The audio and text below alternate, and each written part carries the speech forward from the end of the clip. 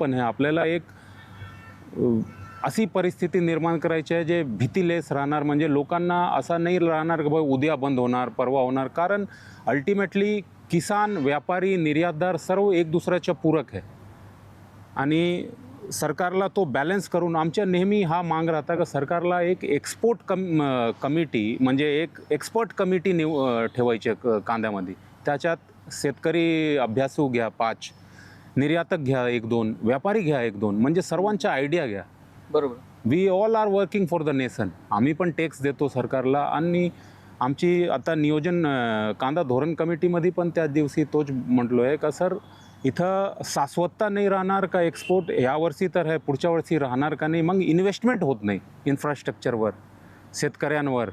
कारण व्यापारीला पण भीती राहतो का हा आपण इन्फ्रास्ट्रक्चर डेव्हलप करू, कोल्ड स्टोरेज डेव्हलप करू का कांद्याच्या पेरिसेबिलिटी कम होणार, म्हणजे टिकणार कांदा. पण तो कधी येईल जेव्हा आपल्याला गॅरंटी राहील का व्यापार चालू राहणार आहे पुढच्या वर्षी. तर याच्यावर काम केलं पाहिजे सर.